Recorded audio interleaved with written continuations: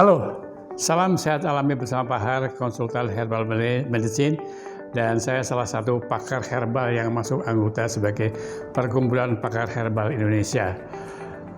Kali ini kita akan bicara salah satu penyakit yang hampir semua laki-laki tidak menyadarinya, yang namanya adalah pembengkakan prostat atau BPH, benign prostate hyperplasia.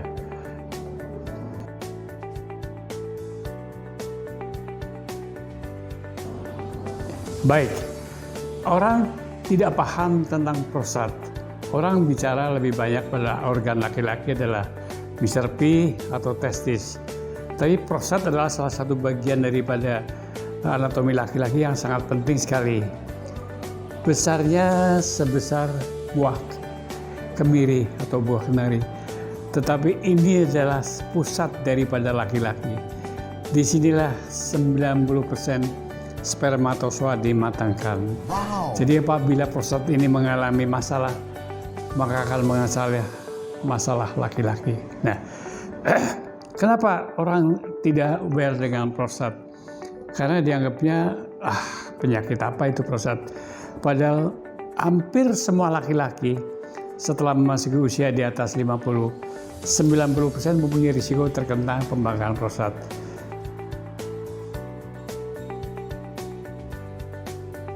Ini memang kadang-kadang sulit membedakan antara prostat, diabetes, atau mungkin gangguan kencing batu. Karena mirip-mirip semuanya. Jadi gejala prostat adalah kalau malam sering kencing, tetapi pancarannya melemah. Jadi kalau kita mau kencing, harus mengejan. Beda yang sering kencing, kencing biasa aja. Pada orang diabetes biasanya kencing biasa aja. Tetapi pada gangguan prostat, pancarannya melemah, kadang-kadang disertai nyeri, dan kadang-kadang disertai darah. Kencingnya berkali-kali, baru kencing, baru ditutup, resletingnya, kencing lagi. Nah, mengapa laki-laki tidak menyadari? Karena pemahaman tentang prostat sangat-sangat minim sekali. Nah, ini bisa bermasalah. Penyebabnya apa sih?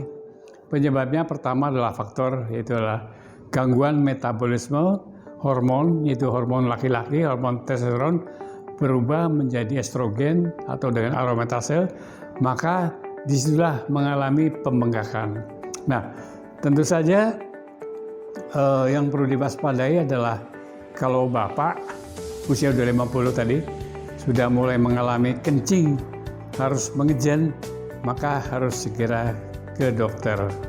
Itulah yang dikatakan gejala gangguan BPH. Baik, yang sering terjadi adalah orang mengalami gangguan prostat, tapi diabaikan.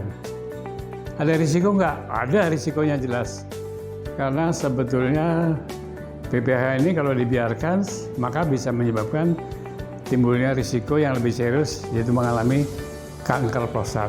Makanya biasanya kalau udah mulai tadi saya katakan, sering kencing di malam hari, dan harus mengejan, sulit pancarannya melemah, lihat kalau habis kencing banyak bekas-bekasnya di kloset, maka itu tanda, dan pancarannya biasanya menyebar, nggak mengumpul tapi menyebar, seperti orang nyiram tanaman.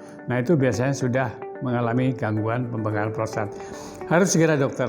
Kenapa? Karena bisa serius. Apa tindakannya? Biasanya ada dua tindakannya. Apakah harus melakukan tindakan operasi, ya kan? Atau dengan berbagai macam tindakan, melakukan tindakan anatomis medis. Nah, tentu saja saya akan memberikan gambaran mengenai prostat. Nah, ini kurang lebih demikian. Ini adalah gambaran prostat yang normal, ya. Nah, ini kalau prostat normal, ya kan. Ini yang mengalami pembengkakan, ya kan, pembengkakan. Pada saat dia bengkak, maka dia akan bermasalah dengan apa? Dengan cara berkemih. Jadi berkemihnya sangat-sangat sulit. Contohnya, ya. Jadi ini normal, ini adalah bengkak. Ya, saya ambil ilustrasi lah. Saya akan mengilustrasikan salah satu bagian daripada prostat, ya kan. Ini penting, ya kan. Jadi lihat ya kan. Jadi ini misalnya buli-buli kita, ya, ini ada air kencing, ya. Nah, ini air kencing. Pada orang prostat, dia adalah kencingnya begini, netes ya. Nah, harusnya kan begini, harusnya normalnya begini. Tetapi pada orang prostat dia netes dan disertai dengan nyeri. Inilah tanda-tanda prostat. Maka kalau sudah mengalami kondisi itu, apa yang harus dilakukan? Segera ke dokter. Kenapa? Kalau tidak ke dokter, maka akan dilakukan tindakan medis. Itu tindakan operasi. Dan ini salah satu tindakan yang mungkin orang biasanya takut. Ya, jadi biasanya dokter akan memasukkan salah satu alat ke alat vital kita. Ya, ini persis seperti jarum injeksi masuk ke alat vital kita. Di depannya ada pisaunya. Pisaunya muter nanti. Jadi seperti di amplas itu. Dan ini nggak usah tanya nyeri nggak, udah pasti nyeri. Ya, nah sekarang kalau udah sampai mengalami kondisi begini, tentu saja risikonya ada nggak operasi? Risiko operasi prostat kurang lebih 30-40% mengalami impotensi. Jadi setelah operasi pun ada risikonya juga. Sebenarnya sebab-sebabnya apa sih? Ya, ini yang penting. Sebab-sebabnya tadi saya kasih tahu, pertama adalah faktor penyakit kencing manis. Jadi kalau orang udah kena penyakit kencing manis, risikonya banyak sekali. Gangguan ginjal, hipertensi, dia akan mengalami gangguan persarafan, gangguan seksual, dan gangguan prostat. Keduanya faktor kegemukan. Jadi orang-orang yang gemuk ini harus hati-hati. Ya kan? Ketiganya adalah stres yang berkepanjangan. Karena stres berkepanjangan akan memicu steroid kita. Ya kan? Nah, steroid akan mengganggu proses gangguan daripada metabolisme. Testosteron berubah menjadi estrogen dan berubahnya pembengkakan prostat. Selain itu juga buat laki-laki ya yang sering merokok, apalagi rokoknya rokok elektrik, itu akan risiko sekali. Nah, sekarang Pak, kalau sudah terkena prostat, apa yang saya harus lakukan? Yang paling tepat adalah Bapak harus ke dokter. Yang paling tepat, ya kan? Ini paling tepat. Jadi Bapak harus ke dokter, maka harus dicek. Biasanya ada pengecekan namanya PSA, nanti udah ada ukurannya, nanti dokter akan memberikan keterangan, oh Bapak kondisinya sekian, ya kan. Biasanya ini penting sekali untuk mengukur apakah terjadi risiko kanker prostat atau tidak. Nah, ada nggak pengobatan secara alami? Tentu saja ada. Pengobatan secara alami mungkin Bapak sering mendengar di TV, di radio, prostat dengan Sopalmeto. Memang betul. Tetapi itu sifatnya hanya sebagai pencegahan saja. Kalau sudah terjadi sampai bengkak, sampai ketutup ini, maka Sopalmeto tidak mampu lagi. Yang bisa apa? Yang bisa adalah bagaimana kita cegat supaya prostat tadi tidak bengkak. Ini penting sekali. Dengan apa? Dengan cara mencegat agar hormon testosteron tidak berubah menjadi estrogen. Yaitu dengan apa? Dengan asupan nutrisi yang mengandung mikromineral yang mana zinc. Jadi seseorang yang banyak mengkonsumsi zinc, contohnya apa zinc? Contohnya adalah seperti mungkin kerang, itu banyak mengandung zinc, ya kan. Terus mineral-mineral yang di laut itu banyak mengandung zinc, tetapi harus diekstrak. Keduanya adalah banyak mengkonsumsi fitohormon. Artinya apa? Hormon dari tumbuh-tumbuhan. Seperti apa? Seperti ekstrak kacang kedelai. Ya, dan yang sering terjadi, orang sering keliru. Minum apa? Minum susu kalsium seperti ini. Orang sering sekali salah. Ini harus hindari. Karena apa? Selain juga akan mengganggu fungsi-fungsi lainnya, juga nanti akan terkena apa? Penyakit osteoartritis. Jadi nggak boleh sembarangan. Jadi sebaiknya kalau udah 50 tahun, konsumsinya susu kedelai.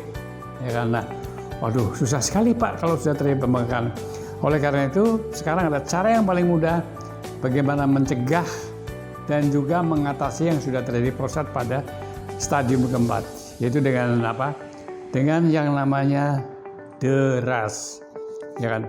Deras ini adalah salah satu nutraceutical, yaitu produk herbal yang mengandung pertama yaitu di samping mengandung Serena repens, juga mengandung tadi ekstrak daripada kulit kacang kedelai, ya, dan juga mengandung beberapa zat herbal yang bisa mengempeskan prostat dan melancarkan melancarkan urin serta juga mengempeskan. Yang penting bagaimana bisa dikempeskan. Nah, berapa lama konsumsi Deras ini?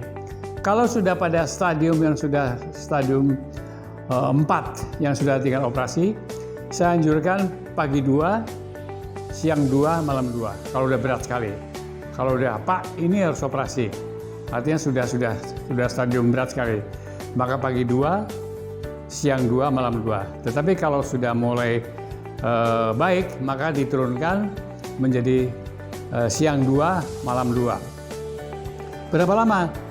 Pengalaman saya pada kondisi-kondisi orang yang mengalami prostat berat itu sekitar 2-3 minggu akan mengalami pengempesan. Ya kan? Nah, setelah kempes, maka Deras ini jangan di-stop, diteruskan sampai 3 bulan. Jadi kalau sudah kempes, diteruskan minum kapsulnya 2 pada saat malam ini selama 3 bulan. Jadi sekali lagi, buat laki-laki yang sudah mengalami gangguan prostat, salah satunya adalah konsumsi Deras. Ini adalah sangat-sangat lengkap sekali. Bukan sekedar herbal, tapi produk nutraceutical, itu herbal yang diekstrak secara tingkat tinggi yang mengandung 3 hal. Yang pertama adalah mencegah terjadi pembengkakan, ya kan? Keduanya adalah memperlancar air urin, dan ketiganya mengempeskan prostat. Dan yang lebih penting lagi, dengan Deras, maka air pipis Anda menjadi lebih deras lagi dan tidak perlu operasi. Sampai jumpa lagi dengan Pak Hartono, konsultan herbal medicine.